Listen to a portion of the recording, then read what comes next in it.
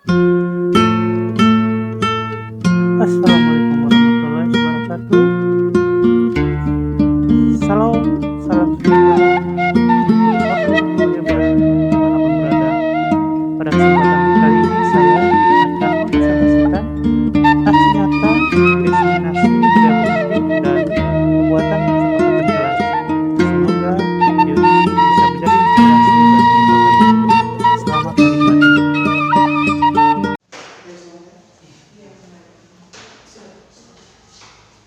Oke, baik.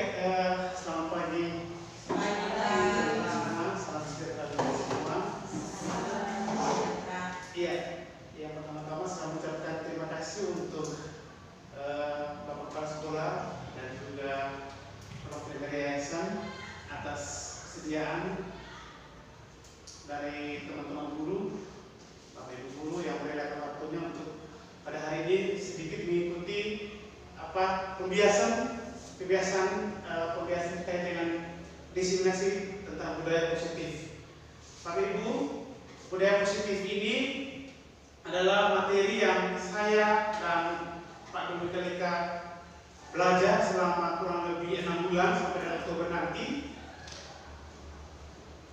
sebagai peserta guru penggerak, dan itu perlu diadakan pembiasan kepada sekolah sebagai rekan sehingga kita bisa membangun budaya positif bersama untuk kita biasakan, kita praktekkan di sekolah-sekolah kita.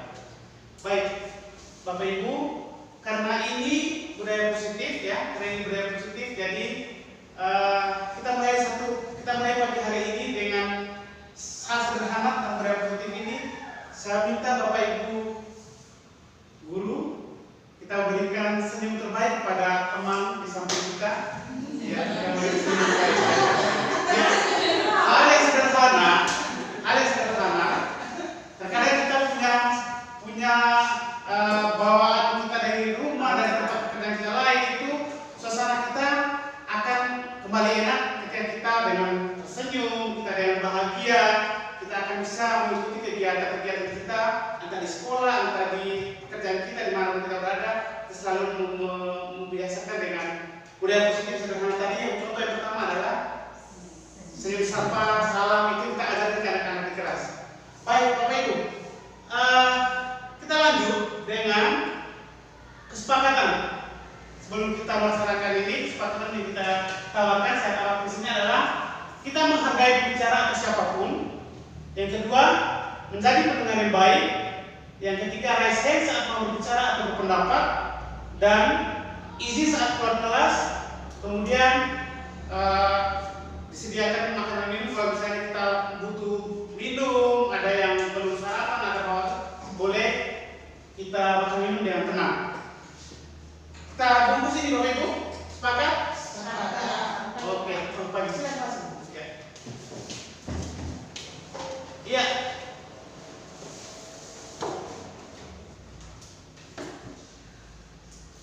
Untuk lebih banyak waktu kita ACC ini semua ya, teman-teman. Oke, baik.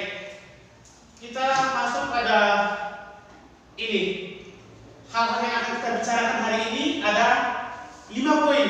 Ada 5 poin yang akan kita bicarakan. Ini Bapak Ibu bukan barang baru untuk kita. Kita sudah lakukan sebenarnya. Kalau kita guru, saya yakin dan percaya kita sudah lakukan. Ya. Tapi kita perlu membiasakan secara kontinu agar budaya positif itu embrio yang paling kecil adalah kesepakatan kelas. Akan terbiasa, artinya secara keseluruhan di sekolah kita akan menjadi sekolah yang tertib, sekolah yang kita harapkan hal-hal baik, yang memiliki kebajikan yang lebih besar. Seorang guru yang baik harus memiliki kemampuan dalam mewujudkan budaya positif di sekolah. Ini tentu saya yakin dan percaya Bapak Ibu semua memiliki itu. Nah, budaya positif tersebut dapat dijalankan dengan menerapkan konsep-konsep inti seperti 5 poin tersebut. Ya, konsep inti itu disiplin positif, motivasi perilaku manusia, posisi kontrol restitusi, keyakinan sekolah atau kelas, dan segitiga restitusi. Ini Bapak Ibu, saya dan Pak Dobi dulu waktu pelajaran ini kayaknya ini apa,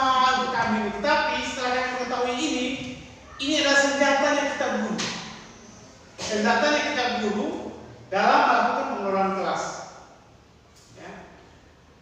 Bapak Ibu, mungkin sedikit saya mau bertanya, kira-kira sudah pernah dengar ya yang namanya disiplin positif? Sudah ya? Oh iya, sudah betul sebelumnya. Iya Bapak, sudah. Kira-kira apa itu disiplin positif? Iya. Disiplin positif itu ya apa yang kami lakukan supaya dicontoh oleh murid. Contohnya seperti datang tidak pernah terlambat, berpakaian dengan sopan, berbicara dengan baik sama anak-anak. Nah itu yang saya bilang disiplin positif. Oh ya, luar biasa. Teman-teman. Ya. Itu adalah hal-hal yang termasuk dalam disiplin positif. Mari kita lihat lebih lanjut. Disiplin positif. Ya. Disiplin positif merupakan suatu cara penerapan disiplin yang mengajarkan anak bertanggung jawab dan menumbuhkan kesadaran diri berdasarkan nilai-nilai kebajikan. Disiplin positif ini dia berbicara tentang kesadaran diri dan nilai-nilai kebajikan. Contoh sederhana Bapak Ibu, kalau saya mengatakan disiplin positif ini, kita, Pak Guru kita sering berkendara bersepeda motor, betul Pak? Betul. Kita secara otomatis kita tahu bahwa ketika kita berkendaraan motor, sepeda motor kita pasti pakai helm, iya tidak? Iya? Sepakat itu kan? Itu adalah budaya positif yang datang dari dalam diri kita. Kita pakai helm tentu kita bukan takut polisi untuk kena tilang. Betul ya? Betul. Kita pakai helm bukan untuk tidak takut polisi untuk kena tilang, tapi kita takut helm, kita pakai helm, kita pakai bertujuan ketika kita berkendara saat ada kecelakaan kita terlindungi. Itu kita sadar betul. Betul Bapak Ibu? Betul. Nah, budaya positif ini juga nilai kebajikan yang sama yang kita ajarkan kepada anak-anak kita, bahwa segala sesuatu aturan ataupun keyakinan itu datang dari dalam diri. Ya, tidak karena takut karena diperiksa ujian, tidak karena takut hukuman. Nah, nilai-nilai dari kebajikan ini yang kita ajarkan akan menjadi sebuah budaya positif yang ada di lingkungan kelas. Nanti kita akan berbicara lebih jauh. Di lingkungan kelas kita, Bapak Ibu guru kelas akan membuat, mungkin tahun ajaran baru akan membuat kesepakatan kelas atau keyakinan kelas. Dari masing-masing kelas, ketika melaksanakan keyakinan kelas ini dan secara kontinu melakukan terus-menerus, maka kelas A, kelas B, kelas C semuanya melakukan itu. Akhirnya apa? Lahirlah yang namanya budaya positif sekolah. Lingkungan lebih luas. Budaya positif sekolah akan semakin membias kepada tempat-tempat lain di mana anak itu karena terbiasa dari dalam diri. Kita lihat sedikit tentang disiplin positif. Lebih ke arah disiplin diri yang dapat mengatur diri dari dalam diri melakukan segala tindakan. Ya, seperti saya katakan tadi, contoh sederhana tadi, kita memakai helm, kita melakukan datang senyum sapa. Saya terus terang Bapak Ibu, ketika datang tadi, saya sempat berbicara dengan Bapak Kepala Sekolah tadi, ada kesan positif yang luar biasa. Ketika datang, siswa langsung bertanya, "Selamat pagi Pak, mau datang dari siapa?" "Oh ya Bapak Kepala Sekolah sedikit lagi datang." Itu budaya positif saya terima, yang kesan positif yang saya dapat dari sekolah ini. Ya. Ketika saya datang, siswanya langsung antusias untuk welcome dengan tamu. Itu sangat luar biasa. Hal ini dan ini tentu tidak atas perintah Bapak Kepala Sekolah atau Bapak Ibu guru. Nanti kalau ada tamu begini. Itu adalah tumbuh dari kesadaran diri anak-anak. Itu mereka sudah sadar. Itu buat saya sangat mengapresiasi itu.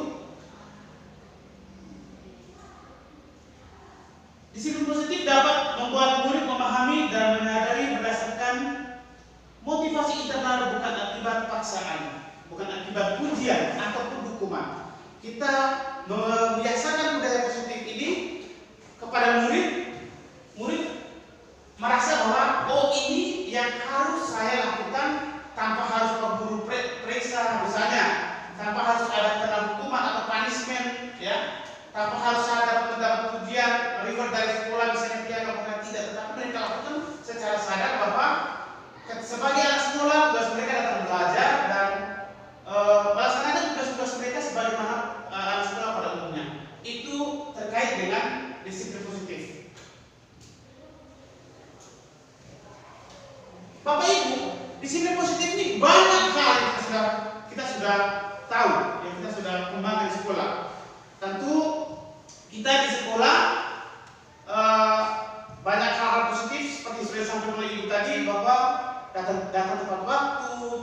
sapa, salam, kemudian menghormati, itu adalah budaya positif.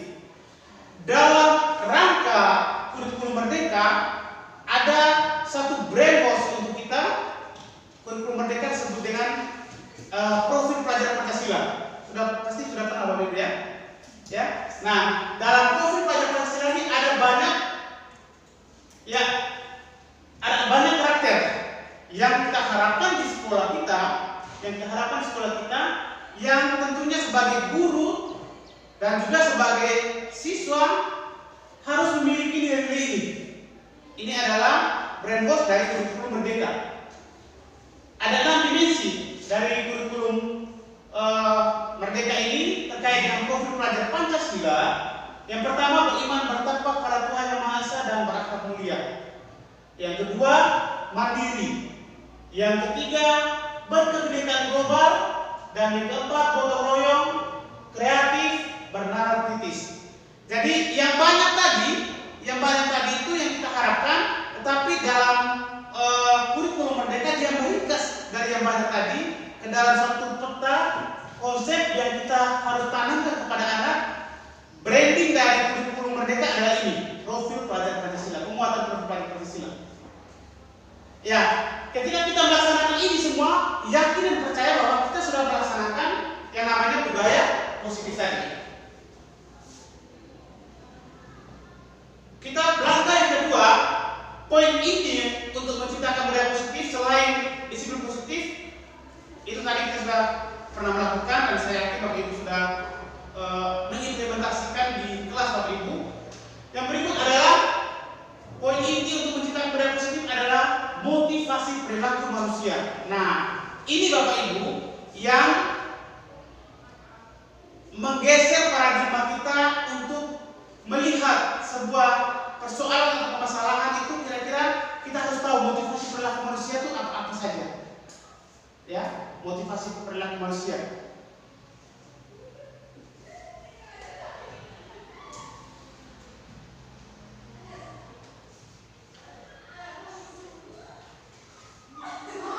Bapak Ibu, motivasi perilaku manusia ada 3. Ya, ada 3 secara umum, tapi yang bisa kita uraikan. Yang pertama, kita berbicara dalam ruang lingkup sekolah ini ya. Kita berbicara dalam ruang lingkup sekolah ada 3 motivasi perilaku manusia di sini, siswa dan kita lebih utamakan siswa.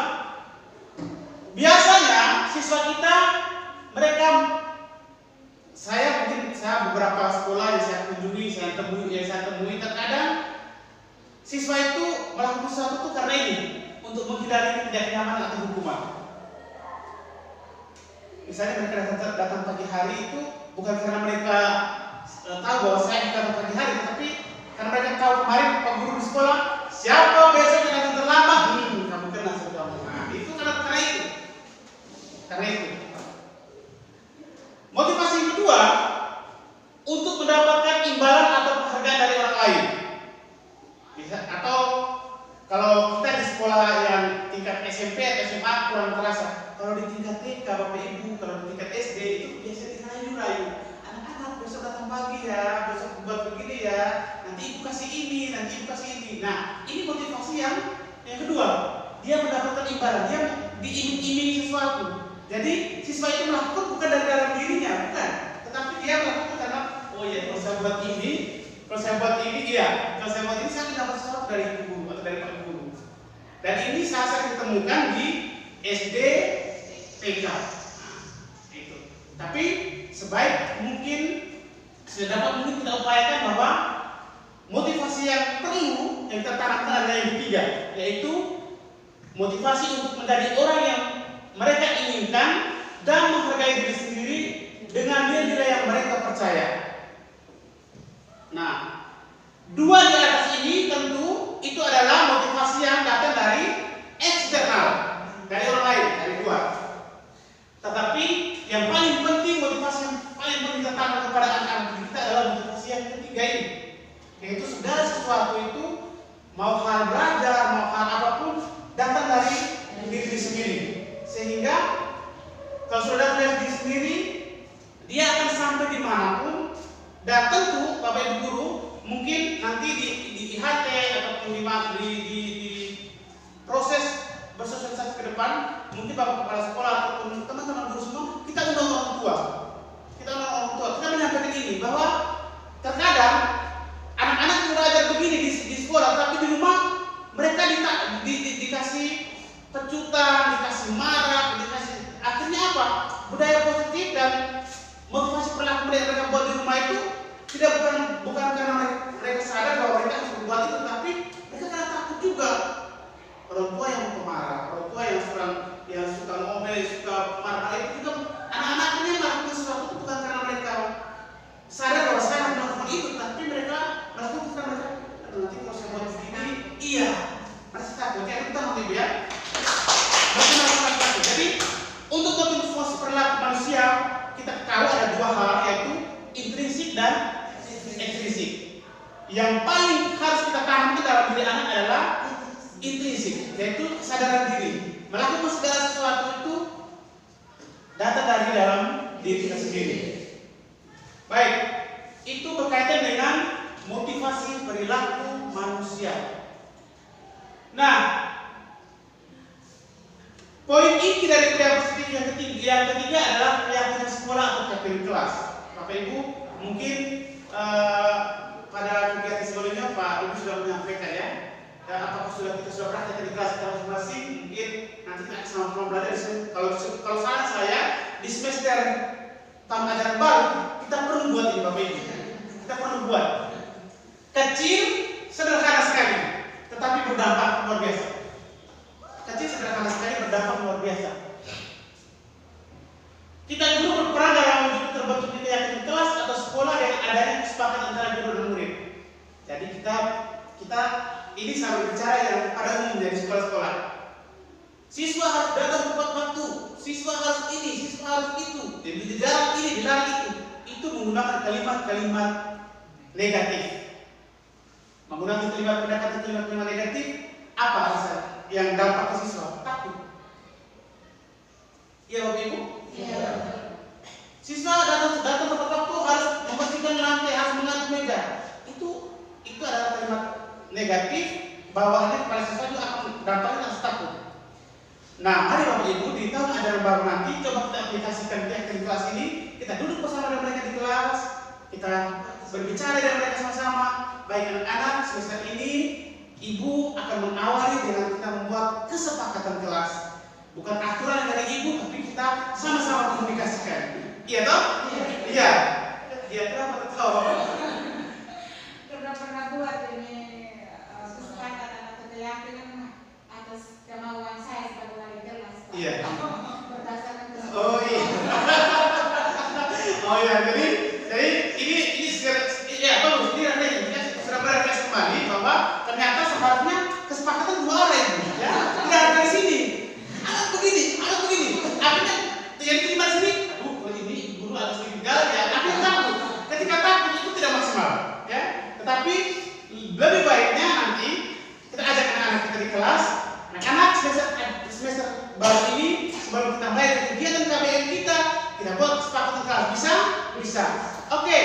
Kita ada rumusnya. Nanti saya akan di luar waktu di sesi ini saya bisa bagi rumusnya. Kita akan mengajak mereka,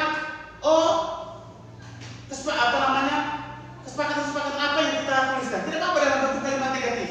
Tidak apa-apa. Nanti dengan bantuan Bapak ada guru bahasa Indonesia di sini.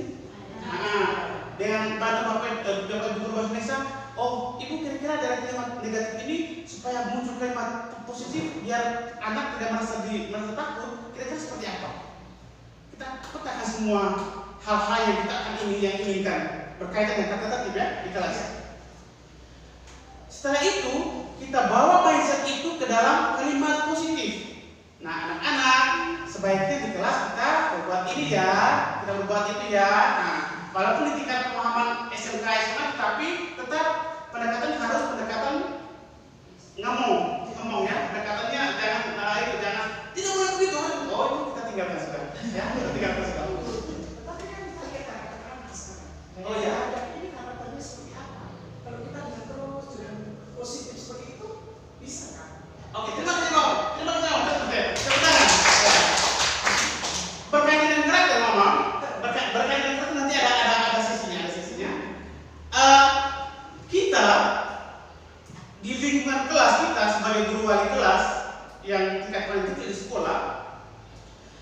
selain membuat mereka di kelas, kita nanti akan ada masuk kita masuk ke sana. Kita akan masuk ke sana. Kita yang namanya pendekatan restitusi tadi, pendekatan restitusi. Nanti kita akan masuk ke sana. Walaupun karakternya seperti apapun karakternya yang boleh dikatakan kita tahu ya, kita siswa kita, tetapi sebisa mungkin saya termasuk orang yang dulu pernah begini, Mama. Oh, kalau guru Merdeka, guru Jawa Barat itu di Jawa sana, jangan di NTT. Biasanya begitu. Nah, karakter. Tapi setelah saya pelajari pendekatan restitusi, saya merasa berdosa. Ternyata saya merasa berdosa, Bapak Ibu. Saya merasa berdosa sebagai guru dan sebagai orang tua. Saya punya anak. Ternyata pendekatan yang saya lakukan salah. Kita memarahi, kita mengunjung, akhirnya kita tidak mencerna dia punya kebutuhan ini apa. Tetapi kalau kita melakukan sebisa mungkin kita melakukan pendekatan diskusi nanti, ya, kita masuk ke situ, kita akan mendapat perhatian, mendapat percaya diri, mendapat itu semua dari anak itu karena tanggung jawab mereka sendiri, karena mereka melaksanakan sesuatu yang mereka sadar bahwa ini penting untuk saya. Kalau pendekatan persuasi bagaimana? Pendekatan persuasi bisa kita lakukan, Mama. Bisa kita lakukan. Nampaknya nanti di betul segitiga diskusi itu ada langkah-langkahnya. Ketika anak berbuat masalah ini seperti apa kita harus tanggapi? Kita tidak serta-merta langsung, kamu ini kenapa berbuat ini? Kamu kenapa hari ini? Itu ada cara-caranya kita menangani sebuah persoalan. Ya. Baik, luar biasa. Ini Mama sudah dari materi awal, Mama sudah banyak orang dia seperti itu. Ya. Baik, Bapak Ibu. Sudah clear dengan keyakinan kelas? Ya, jadi Ibu. Jadi semester depan jangan lagi dari Ibu semua ya. Nah, jadi, iya, sepakat dari anak. Bisa juga mereka anak-anak pada sendiri. Kalau anak-anak yang sering datang tepat waktu, terus kemudian guru yang pergantian jam yang kadang-kadang tidak masuk, atau kadang-kadang ini Bapak Ibu guru saya temukan di sekolah-sekolah lain, di sekolah sini ya. Kadang-kadang gurunya ada di sekolah, tapi kasih catatan. Ya anak-anak kalian catat buku ini halaman ini sampai selesai ya, buku periksa. Kalau kita bangun kesepakatan kelas, anak-anak bisa komplain kita terima. Ya, kita terima. Karena itu anak juga punya hak di situ untuk menyampaikan apa yang mereka inginkan dalam kelas. Ya, Pak baik. Oke, baik. Jadi mungkin semester depan Ibu buat kesepakatan kelas jangan lagi Ibu semuanya tawar kepada anak. Oke. Ini contoh singkat keyakinan kelas ya. Dari keyakinan kelas akan menghasilkan budaya positif dari keyakinan sekolah ya. Misalnya setiap anggota kelas perlu belajar, senang melakukan tugas, saling menghargai, merasa aman. Kemudian selalu bersikap positif, hal-hal apa saja yang mereka lakukan. Kemudian hormat, hal-hal apa yang mereka lakukan di sana. Nah, kemudian kita menawarkan kepada mereka, Ibu guru, kalau kami terlambat 15 menit boleh masuk? Oh boleh, asal dapat tiket. Ya kan? Alasan terlambat kenapa? Nanti ada pembinaan lagi, sebaiknya setelah. Oke, silakan masuk nak. Nanti kita mengajar dulu, jangan perlu marah-marah. Kamu tiap hari terlambat, tiap hari akhirnya yang lain menunggu, yang lain materi terpakai di situ, distract di situ. Kamu tiap hari terlambat, karena ini padahal haknya dia untuk mengajar. Karena kita tadi dengan orang terlambat. Oke, silakan masuk, silakan masuk dulu ikuti pelajaran. Nanti setelah selesai mengajar, baru kita misalnya, bisa Ibu waktu untuk Ibu melakukan kita memperbaiki dia dengan cara di luar waktu. Sehingga kita kebutuhan siswa lain kita terlayani. Oke, Bapak Ibu. Ini berkaitan dengan keyakinan kelas.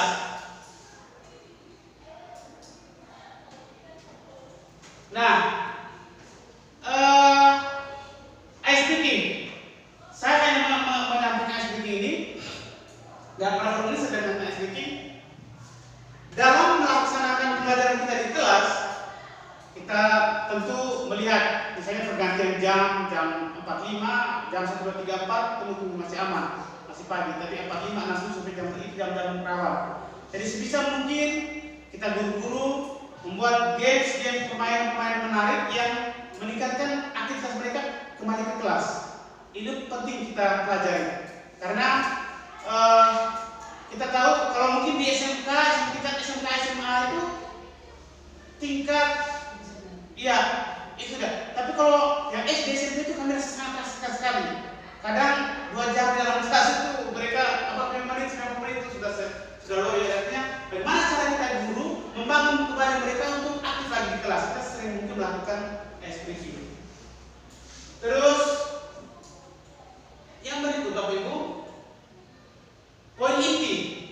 poin inti yang berikut adalah kebutuhan dasar manusia. Nah, Mama, yang tadi nanti akan menunjuk ke sana. Tanya Mama tadi. Nanti akan menunjuk ke sana. Nanti akan menunjuk ke sana. Kebutuhan dasar kita tahu dulu tadi.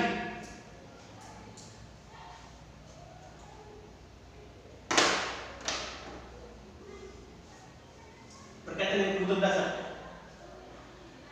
Di sini ada pernyataan, ketika seorang murid melakukan suatu perbuatan yang bertentangan dengan nilai-nilai kebajikan atau melanggar peraturan, hal itu sebenarnya dikarenakan mereka gagal memenuhi kebutuhan dasar mereka. Ini yang kita perlu pahami. Perbuatan apapun, mau positif, mau negatif, kita punya alasan. Kita sepakat itu? Sepakat ya? Bahkan pencuri pun punya alasan untuk mencuri. Iya ya? Iya ya? Ya, berarti segala perbuatan itu entah positif, entah negatif, punya alasan. Kita harus tahu itu. Kita harus tahu itu. Jadi kalau sekarang terlambat, kita murmur langsung marah, langsung farid. Tapi sebaiknya kita mengetahui dulu apa sih yang membuat mereka terlambat, apa sih yang membuat anak ini nakal, apa sih yang membuat anak ini berbuat sesuatu yang melanggar nilai kebajikan. Kita harus tahu dulu latar belakangnya. Untuk mengetahui latar belakangnya, maka kita mau mengetahui ada 5 hal penting terkait dengan kebutuhan dasar manusia. Yang pertama adalah bertahan hidup. Yang kedua, kasih sayang dan rasa diterima. Anak ingin diterima, anak ingin disayangi. Yang ketiga adalah kebutuhan penguasaan. Dari bayi 0 tahun sampai dengan orang tua kita sekalipun kita membutuhkan ini. Yang keempat, kebebasan. Yang kelima adalah kesenangan. Jika kita sudah mengetahui kebutuhan dasar manusia ini, maka saya yakin dan percaya bahwa nanti kalau kesepakatan kelas sudah dibuat, sudah membangun relasi yang baik untuk membuat sebuah keyakinan kelas, ketika mereka melanggar, pasti Bapak Ibu akan sudah mengetahui ini, pasti Bapak Ibu akan merubah paradigma cara pandang ketika anak melakukan pelanggaran. Kira-kira anak ini apa sih dari dia seperti ini? Kebutuhan apa kira-kira yang dia harus dipenuhi? Nanti ada contoh kasus yang kita bisa bedah. Contoh kasus dari contoh kasus kita bisa bedah.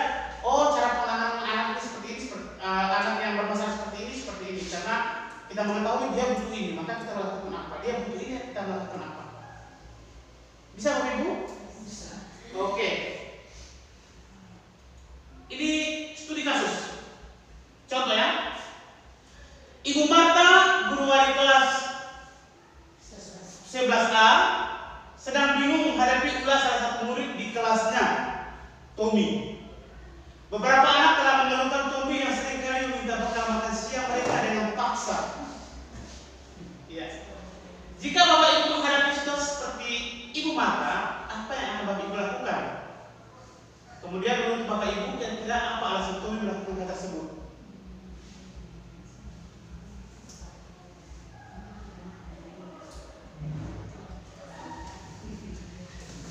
Ya, Ibu.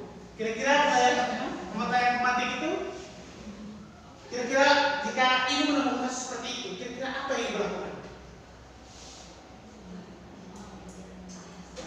Menghadapi anakku yang seperti ini, keluar mengambil makan siang terutama, Pak. Iya. Kalau saya sebagai seorang guru pasti akan memanggil dan menanyakan kenapa melakukan itu, terus kamu tidak sarapan, tidak makankah dari rumah? Mungkin itu kebiasaan yang mungkin ditanyakan kepada anak-anak seperti itu. Jadi tanyakan kenapa bisa ambil teman-teman makanan, apakah kamu tidak makan dari rumah? Terus mungkin mencari tahu kendala kenapa melakukan setiap kali mengambil makanan teman-teman itu kenapa? Atau mungkin kan tidak makan dari rumah dan lain sebagainya. Luar biasa. Ya, saya Ibu ini sudah sekian banyak ini sudah bisa mempraktikkan yang itu. Bisa bukan identitas. Iya, betul. Itu jika dalam keadaan kita, jika dalam keadaan Bapak Ibu pagi hari suasananya moodnya enak, ya,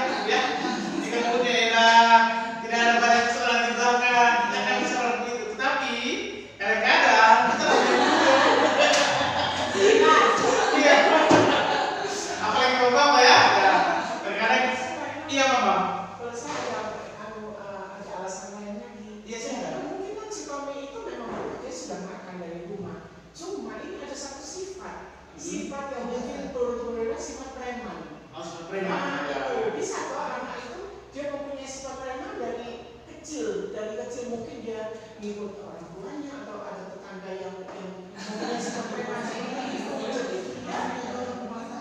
ya minta makan itu karena dia mempunyai sifat preman. Jadi karena dia tidak makan dari rumah. Iya betul Mama. Berarti betul tahu ya. Berarti ada kebutuhan lain yang belum terpenuhi, ya. Kita sepakat itu ya.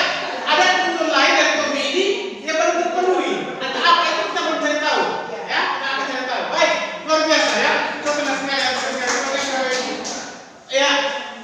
Kita lihat dari kasus ini sudah ada dua teman kita sudah menyampaikan pola pendekatan yang saya kira hampir menjurus ke pola pendekatan institusi.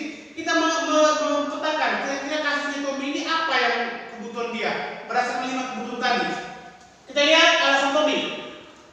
Karena ia lapar dan orang tuanya tidak memberinya atau membawakannya bekal makan siang, maka kebutuhan dasar yang sedang berusaha dipenuhi oleh Tommy adalah kebutuhan untuk bertahan hidup. Survival ya. Mungkin ya sekali dia mau berteprak. Ibu dari kasus seperti ini, ibu pilih yang mana? Anak lapar, anak pulang, anak mau bagaimana dia bisa sebagai tanggung jawab dia sebagai siswa di kelas di sekolah, kalau di sini dia belum nyaman, Bapak Ibu. Ya? Berarti kita sudah mengetahui kebutuhan dasar dia ini yang belum terpenuhi. Dari si Tommy ini. Kalau seandainya, walaupun dia benar kebutuhan dia yang belum dilayani, dia ambil paksa punya orang. Dia benar, dia punya alasan tadi ya. Dia punya alasan, tapi caranya salah. Iya toh? Caranya salah. Tapi sebagai manusia, itu kebutuhan dia untuk makan, kebutuhan dia. Itu benar, itu kebutuhan utama dia. Tapi caranya salah. Ya, ini adalah alasan Tommy. Jadi kita menemukan alasan bahwa orang tuanya tidak memberi makan, maka kebutuhan dia baru terpenuhi adalah bertahan hidup. Dia butuh bertahan hidup, itu manusiawi sekali. Nah, sebagai manusia dimanapun kapanpun butuh itu. Tetap dia tidak memenuhi. Caranya dia salah. Maksudnya dia bisa teman bisa ke berbagi. Saya bolehkah minta ini? Itu saya yang benar, tapi dia melakukan paksaan. Itu cara yang salah. Alasan yang kedua, karena dia merasa senang temannya jadi memperhatikan dia, kemudian ketika temannya melakukan tindakannya itu pada gurunya dan gurunya memberitahu orang tuanya, sehingga orang tuanya jadi memperhatikan dia, maka kebutuhan dasar yang sedang dipenuhi Tommy adalah kasih sayang dan rasa diterima. Ini dia cara menyampaikannya dia frontal sekali ya. Dia buat ular dulu, dia buat kasus dulu. Orang tuanya dipanggil di sekolah. Tapi Mama sering kali tidak kasih saya makan, tidak buatnya saya buat sekolah. Akhirnya layarkan surat panggilan. Tommy ini sering melakukan hal ini di sekolah. Panggil orang tuanya. Orang tua malu terima ya. Tidak kasih makan pagi anak, dipanggil ke sekolah. Maka cara Tommy seperti ini, dia ingin mau memberitahu kepada ibunya atau keluarganya, saya pagi hari itu harus disiapkan makan, ya. Ada makan pagi, ya saya butuhkan, ya. Caranya dia mungkin dengan cara seperti ini, harus ada problem dulu, orang tua dipanggil, baru orang tua tahu, oh ternyata anak saya di sekolah seperti ini. Iya, minta perhatian ya. Oke, ada alasan yang ketiga, karena temannya lagi takut dengan dia dan menurut keinginannya, maka sebetulnya Tommy sudah berusaha menuntut dasarnya akan kekuasaan yang tadi. Hampir menuju ke sana. Yang premanisme tadi, dia sebagai manusia kita semua pasti tentu akan merasa keinginan, oh saya sederhana. Saya sebagai guru saya harus menguasai cara saya mengajar. Saya sebagai perawat saya harus menguasai cara saya menangani pasien. Ya. Cara saya sebagai apapun kita, penguasaan terhadap sesuatu hal itu penting, mendapat pengakuan, mendapat tanggapan dari orang, oh orang mengaku bahwa dia ini seperti ini, oh dia ini karakternya penguasa. Nah dari seperti ini kita bisa di Bapak Ibu guru di kelas, oh Tommy karakternya ini, dia ingin kebutuhan sendiri sebagai kekuasaan. Di kelas kasih dia kepercayaan. Mungkin Tommy sebagai koordinator P5, mungkin Tommy sebagai koordinator A pramuka, atau Tommy sebagai ketua kelas, kasih dia kepercayaan. Dia ingin di kebutuhan ini dia dipenuhi. Bisa Bapak Ibu?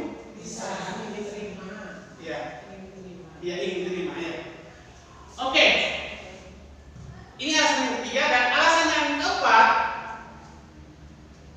karena dia merasa bosan dengan bekal makanan yang dibawakan ibunya dari rumah, selalu membawa bekal yang sama.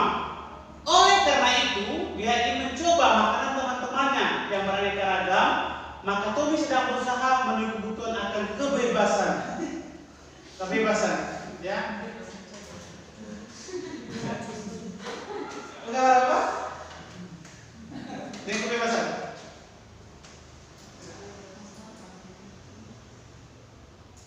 Saya rasa sih masuk akal sih Pak. Jadi dia merasa bosan dengan misalnya contoh dia mau makan bakso misalnya. Iya. Terusnya setiap hari itu dia mau mencoba makan di makanan yang lain gitu. Iya.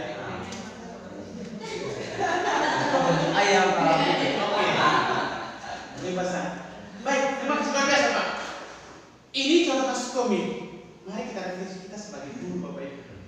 Mari kita refleksi sebagai guru Bapak Ibu. Kita mengajar dengan pola yang sama, dengan pendekatan yang sama. Kadang di kelas kita, saya yakin Bapak Ibu sudah sangat luar biasa hebat, ya. Bapak Ibu ini adalah Bapak Ibu hebat. Di kelas kita ada anak yang kemampuannya lebih baik dari teman-teman yang lain. Ada anak yang mungkin sedikit lebih lambat. Ada anak yang tingkat kemampuan berbeda-beda ini. Maka saya akan mengaitkan refleksi ini kepada kita sebagai guru. Kita sebagai guru cenderung kita mengajar dengan pola yang sama, ya, dengan cara yang sama. Maka ada rasa jenuh, ada rasa bosan dari anak-anak. Ya tidak, Ibu? Iya. Ya. Dan itu akan kita sadari. Kenapa anak ini kok pilihannya seperti ini? Padahal di materi yang lain dia bisa. Kenapa di materi yang klinis kok dia jatuh pilihannya? Kenapa dia ini? Mari kita melihat introspeksi diri kita sebagai guru. Apakah cara mengajar saya sudah bervariasi menurut misalnya contoh anak yang pintar sekali di kelas dengan anak yang kurang bisa dan anak yang lebih tidak bisa lagi belakang. Bapak Ibu guru kasih soal adalah misalnya matematika, limit trigonometri dari fungsi x sekian, kemudian anak yang pintar dia akan senang soal itu karena akan masuk terasa. Tapi anak yang di belakang yang tidak tahu apa, dia akan beban dengan soal itu, dia akan takut, dia akan menyerah dengan soal itu.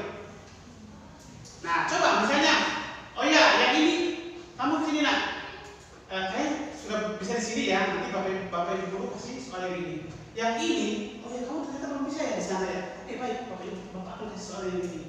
Oh ya, yang itu di sebelah kanan. Kamu juga akan bisa seperti mereka, tetapi kamu kerjakan dulu soal ini. Tingkat pemahaman mereka, tingkat kemampuan mereka berbeda-beda. Tapi tingkat guru kadang-kadang kita mungkin faktor kita waktu ya. Ya, mungkin betul waktu.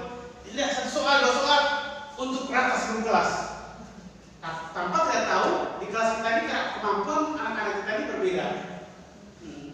Jadi akhirnya kita indikator ketercapaian kita ukur adalah yang mampu tadi, yang 2-3 orang depan ini. Tetapi yang di tengah, yang di belakang, yang tidak bisa itu, mereka tidak bisa itu.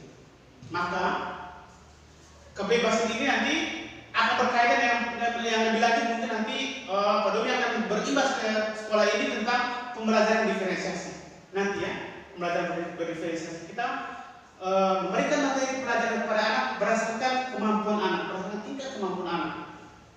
Sederhananya misalnya dalam memberikan tugas atau PR itu kita melihat dulu, oh anak ini mampu, anak ini kurang mampu, anak ini tidak mampu. Jadi soalnya juga berbeda-beda menurut kemampuannya. Baik, ini adalah alasan Tommy tentang kebebasan. Saya kira itu beberapa alasan yang dapat kita temukan dari contoh seperti ini. Harapan saya ini hanya sekedar kasus, ya, ini hanya sekedar kasus, studi kasus yang sederhana. Bapak Ibu luar biasa ini, Bapak Ibu hebat ini di kelas masing-masing punya persoalan, punya kasus. Tapi harapan saya mari kita melihat dulu, oh kasus anak-anak saya ini kebutuhan apa yang 2024 ini. Ya Bapak Ibu ya, bisa ya? Di semester depan ya, di semester depan supaya kita tidak generalisasi, kita melakukan anak-anak kita dengan pendekatan-pendekatan yang verbal, dengan kata-kata yang menyakiti psikis mereka. Tapi kita lihat dulu, oh kira-kira anak saya ini kebutuhan apa yang belum terpenuhi, maka pendekatannya akan berbeda. Baik, kita masuk pada konsep inti yang berikutnya tentang budaya positif ini. Yang berikut adalah posisi kontrol atau posisi kontrol institusi. Ya, posisi kontrol institusi. Ini yang berkaitan dengan Mama sampaikan tadi, yang anaknya cenderung bersifat perampok dari apa? Preman, ya, premanisme. Nah, kita sampai dia preman seperti itu tuh kira-kira latar belakangnya apa? Kita tahu tidak? Kita sebagai guru, apalagi kita di sekolah punya bimbing konseling. Diharapkan program-program seperti ini untuk guru-guru bimbing konseling, mereka punya pendekatan yang semestinya berbeda dengan teman-teman guru di wali kelas. Walaupun kita sudah ada kesepakatan kelas, tapi orang bimbing konseling paham betul bagaimana cara membimbing anak-anak menemukan menyampaikan masalah. Mereka masih nyaman dulu baru kita orang dewasa saja kalau kita lagi emosi, tiba-tiba datang langsung sampai ke ini, tidak akan diterima. Tapi kita menetapkan emosi dia dulu, bagaimana cara dia, baru kita akan berbicara dari hati ke hati ketika emosi netral. Nah, dari konsep inti yang tentang budaya positif yang berikut adalah posisi kontrol restitusi. Nah, ada 5 poin dari diskusi ini yang kita Bapak Ibu sudah melakukan.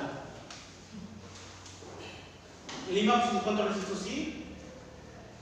Yang pertama, kita guru sebagai penghukum.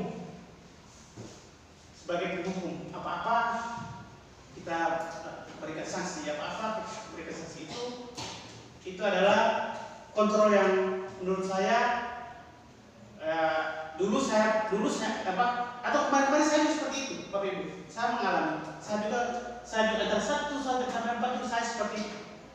Mari kita lihat, guru sebagai penghukum. Anak-anak datang terlambat dihukum, anak-anak berbuat salah dihukum, anak-anak buat apa suruh. Tanpa mengetahui latar belakang tadi, seperti kasih Tobi tadi, kita tidak cross check dulu. Yang kedua, guru sebagai pembuat merasa bersalah. Kadang ibu guru ya, bapak guru juga. Aduh anak, kamu tidak tahu ini ibu sudah capek sekali kamu datang, buat lagi begini. Kamu tidak kasihan dari ibu. Itu keluh kesah dari ibu guru, dari bapak guru, tapi anak itu merasa, oh iya ya, karena saya begini makanya ibu guru karena saya ini. Nah karena memang kan ibu guru saya begitu. Akan rasa ada sesuatu yang disimpan. Oh saya ini seperti saya yang masalah saya ini.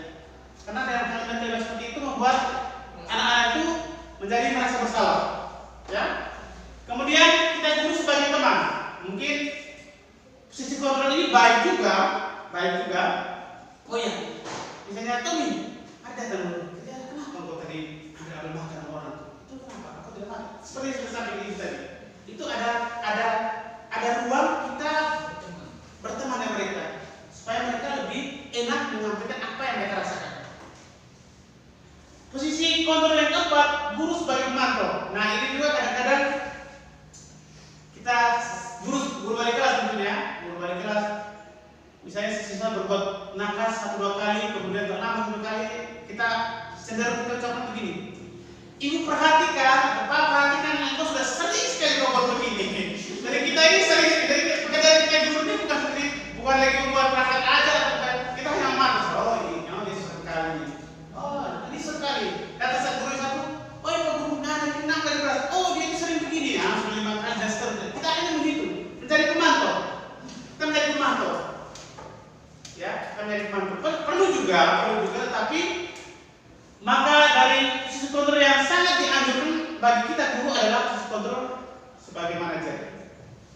Manajer ini bukan hanya bapak kepala sekolah sebagai manajer sekolah, tapi kita bapak ibu guru wali kelas juga sebagai manajer di kelas kita. Ada kedekatan emosional antara kita dengan siswa kita di kelas. Dari mereka di luar kita tahu, oh mereka di luar ini seperti apa. Kalau ada persoalan-persoalan nanti akan ada panduan bagaimana kita menyampaikan posisi kita ini sebagai manajer, kita berbicara apa kepada mereka. Nanti di slide berikutnya mari kita perhatikan ini motivasi eksternal yang tadi sudah dibicarakan dari kita dahulu. Ada identitas gagal, identitas berhasil, kemudian motivasi intrinsik. Yang paling kita harapkan adalah motivasi di sana. Yang paling besar yaitu, maka kontrol yang paling kita harapkan adalah kontrol mengajar. Kita tidak, guru tidak sebagai penghukum. Guru berbuat menghardik, menunjuk-nunjuk, menyakiti, menyindir. Ini yang sebisa mungkin kita hindari atau kita kurangi. Kemudian membuat orang merasa bersalah, berceramah menunjukkan kekecewaan mendalam. Kamu memang benar, saya juga sependapat. Terkadang tidak pernah ada di sini ya, Pak. Kita harus omong belakang orang tua yang depan. Kamu tidak kesian kalau punya orang tua di sana begini sedangnya mati. Iya, kita fungsinya nasihat. Benar, saya juga pernah sering melakukan itu. Tetapi iya, akhirnya siswa itu misalnya begini, saya di sekolah saya kadang-kadang begini. Anak-anak nakal saya bilang, kamu nakal hari ini di sini. Kamu tidak tahu di jalan sama orang tua rumah buat apa sekarang? Mungkin mereka tidak ada uang, mereka pinjam uang. Mereka tidak ada makan, mereka cari makan. Itu langsung secara psikologis anak itu akan pengaruh, merasa bersalah pada dirinya. Oh betul ya, ternyata orang tua kirim saya ke sekolah untuk belajar, bukan untuk nakal, untuk membuat sesuatu. Dan yang ini membuat rasa bersalah sebaiknya juga kita kurangi. Kita mencari tahu. Yang pernah kontrol positif, kita berbicara sebagai teman sudah disampaikan oleh ibu tadi. Kenapa kamu tadi? Apakah sudah makan di rumah? Itu sudah apa yang positif? Menanyakan yang bahasanya siswa sehingga mereka ada kedekatan dengan kita guru. Yang berikut sebagai pemantau. Nah, itu yang tadi saya sampaikan, menghitung dan mengukur. Sudah berapa kali Pak Guru sudah lihat kawan terlambat terus? Ya, itu fungsi kontrol yang itu kadang-kadang kita perlu hindari. Nah, yang sering yang dalam pendidikan ini dianjurkan kita semua guru dan disarankan kita mempraktekkan ini. Manajer ini tidak melihat yang ini yang empat ini kita tinggalkan atau kita kurangi. Kita coba lakukan sana mengacu pertanyaan instruksi seperti itu tadi. Tommy kenapa Tommy? Kalau tidak makan di rumah tadi pagi. Tommy tadi kenapa ambil makanan si A? Kenapa berbuat begitu Tommy? Jadi memvalidasi dari pertanyaan-pertanyaan. Bisa Bapak Ibu? Bisa ya? Oke. Kita lihat posisi kontrol. Ya, tadi saya sudah singgung.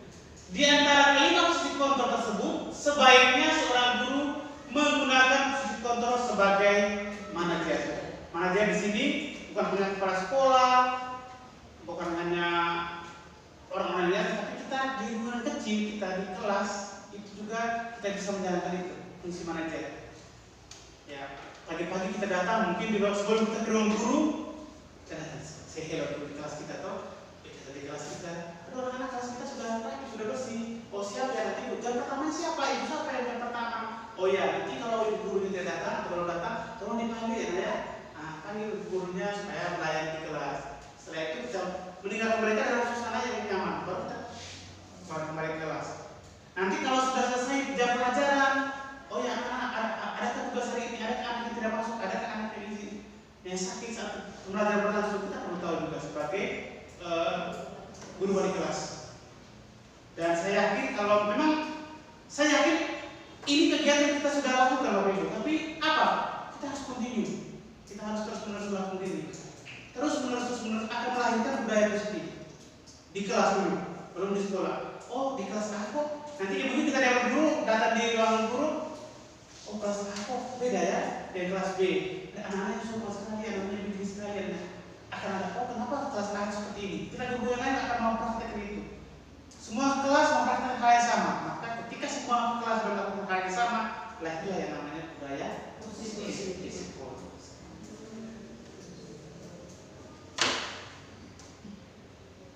Konsep ini yang berikut Bapak Ibu, segitiga restitusi. Ya, yang disampaikan tadi yang bagaimana kalau anak itu preman. Nah, berdasarkan kebutuhan tidak terpetakan. Ada 3 tahapan. Ini yang sering dipakai oleh teman-teman bimbing guru seni. Ada 3 tahapan dalam segitiga restitusi. Pendekatan yang pertama adalah menstabilkan identitas. Kemudian validasi tindakan yang salah. dan yang kemudian adalah namanya keyakinan. Jadi ketiga-tiga ini tidak bisa dibolak-balik Bapak Ibu ya. Harus ini duluan 1, 2, 3. Jadi tidak bisa tiba-tiba memvalidasi tanpa kita tahu dulu latar belakangnya. Jadi ketiga-tiganya dia harus berurutan dari 1, 2, 3 dengan pertanyaan-pertanyaan. Kita lihat. Menstabilkan identitas dilakukan berdasarkan. Baik, selamat pagi anak-anak. Ya, hari ini kita berjumpa lagi di awal tahun pelajaran. Namun sebelum kita mulai kegiatan belajar kita selama 1 semester, kita akan terlebih dahulu membuat yang namanya kesepakatan kelas. Bisa? Bisa. Nah, pada kesempatan pembuatan kesepakatan kelas ini, Pak Guru perlu meminta kalian membayangkan kelas impian ke depan seperti apa. Ya, kelas impian. Kelas yang kita harapkan, kelas yang kita idam-idamkan. Kelas saya seperti apa? Terus nanti Pak Guru akan bagikan stick note yang ada. Kalian akan menulis kelas impian saya seperti ini. Kemudian kalian tempelkan di sini. Setelah itu, kelas impian kita sudah buat, kita akan membangun kesepakatan kelas untuk menuju atau menggapai dari kelas impian tersebut. Bisa? Bisa. Oke. Baik, tidak perlu lama. Sekarang Pak Guru akan membagikan stick note untuk kalian. Silakan kalian menulis kelas impian. Kelas impian saya seperti ini. Misalnya ya. Silakan bagi kesempatan.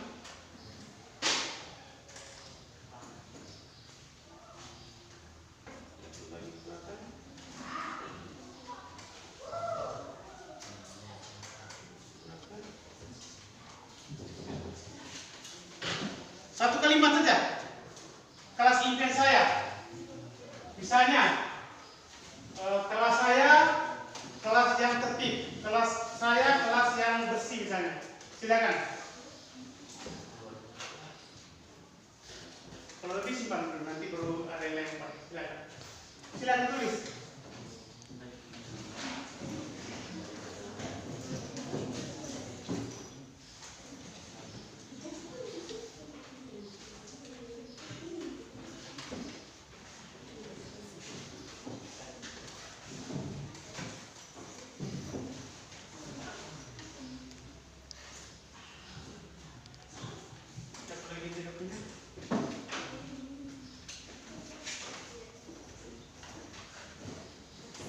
Silakan tulis.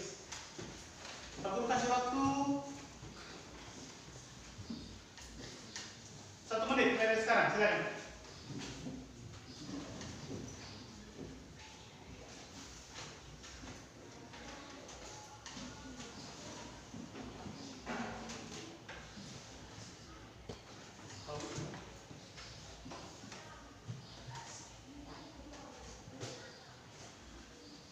Silakan. Sudah? Silakan menuliskan kelas yang seperti apa yang anak-anak harapkan, yang akan kita alami suasananya di satuan pelajaran mendatang. Kelasnya seperti apa? Sudah semua? Sudah. Sudah? Nah, kalau sudah, sekarang Pak Guru kasih waktu yang perempuan tempel duluan. Di sini. Perempuan punya di sini, yang menulis istri. Saya bangun yang perempuan. Tidak perlu tulis nama. Tidak perlu tulis nama. Kalau pusat tulis tidak apa-apa.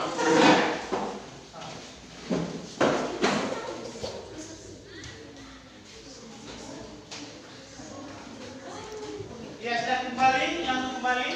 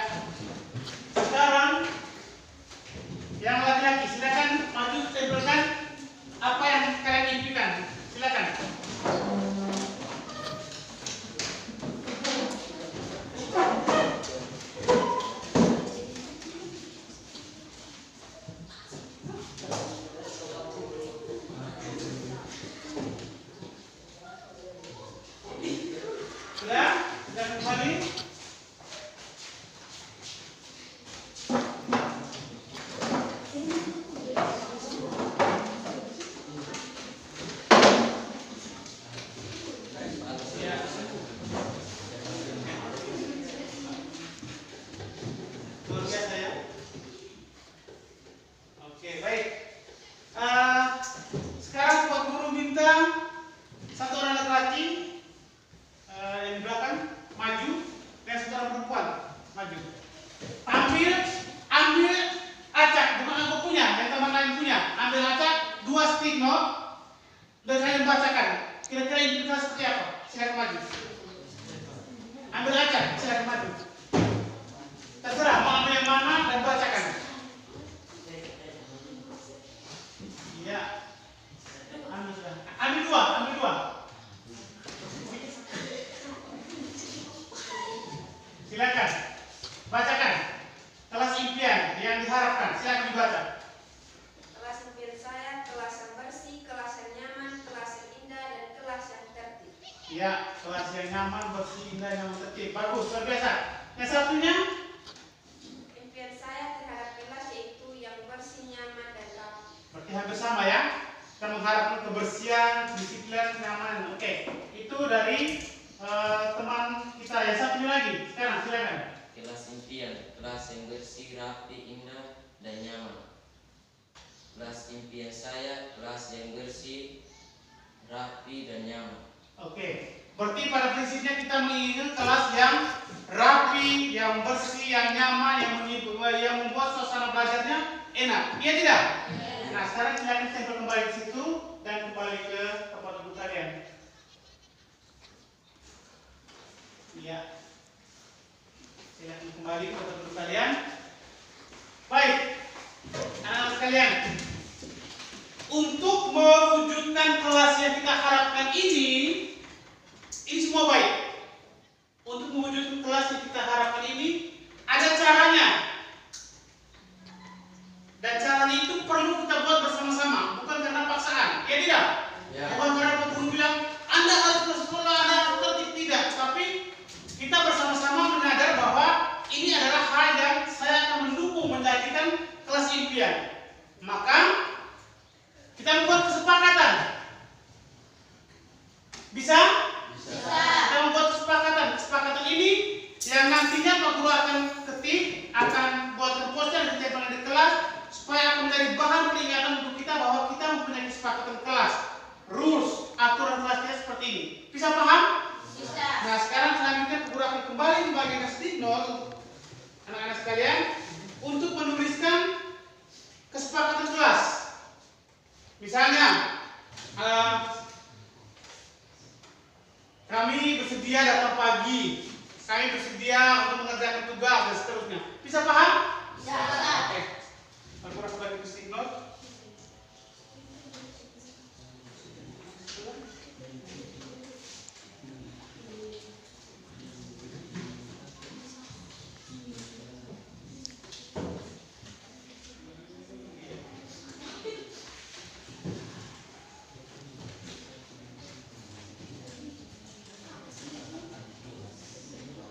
Kesepakatan kelas seperti apa yang tadi impian kelas sudah kita nyatakan. Sekarang kita wujudkan dalam kesepakatan yang akan kita laksanakan selama 1 tahun pelajaran. Silakan.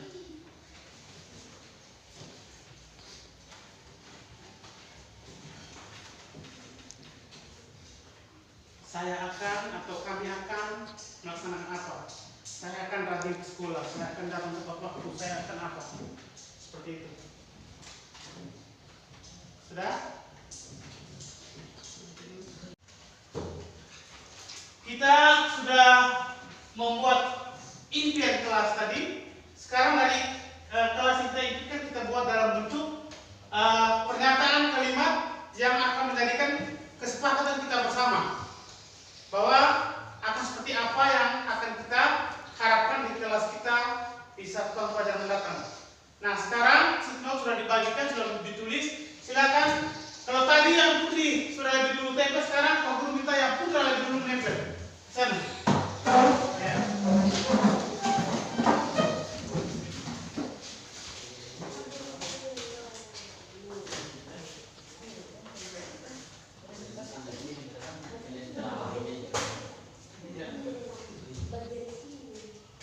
Ada apa ya?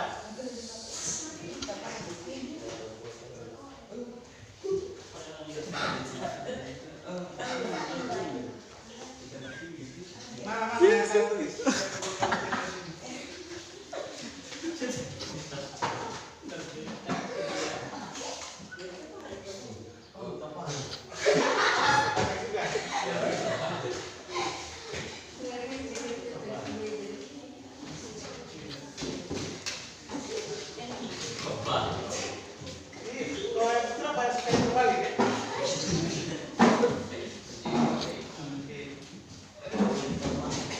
Baik, sekarang yang putri, silakan tempel.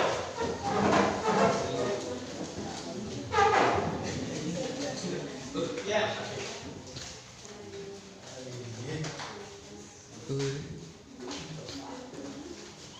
Ini power ladies ya, the power of ladies. Ya, silakan. Ya. Baik, silakan kembali tempat duduk. Kelas impian yang kita harapkan kita bayangkan sudah kita dengarkan bersama sekarang. Bagaimana untuk menuju kepada kelas impian? Pak Guru minta satu orang putra dengan satu orang putri maju, ambil, bacakan mana yang menjadi kesepakatan yang sudah ditulis tadi. Minimal 2 juga. Silakan.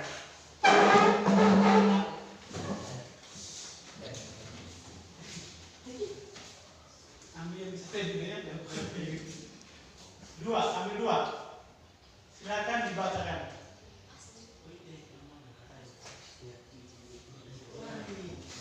Ya. Oke, baik. Sekarang kita dengarkan. Yang tadi putri duluan yang baca, ya tidak? Sekarang yang kita duluan yang baca, silakan. Suara saya, silakan. Kesepakatan kelas. Berpakaian rapi, selalu mengerjakan tugas, melaksanakan pekerjaan tugas vegetarian. Iya.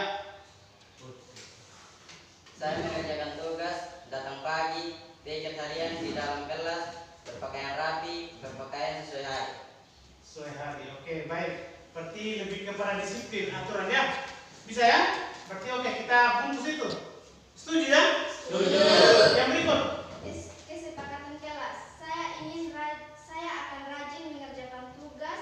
Saya akan rajin datang sekolah. Saya akan rajin dalam mengerjakan piket kelas. Iya, disiplin juga ya. Hal disiplin. Yang berikutnya satu lagi. Kesepakatan kelas kami. Mengerjakan tugas, datang tepat waktu, melaksanakan tugas kelompok yang dikasih oleh Bapak Ibu Guru, rajin datang sekolah. Oke. Silakan tempo kembali. Baik.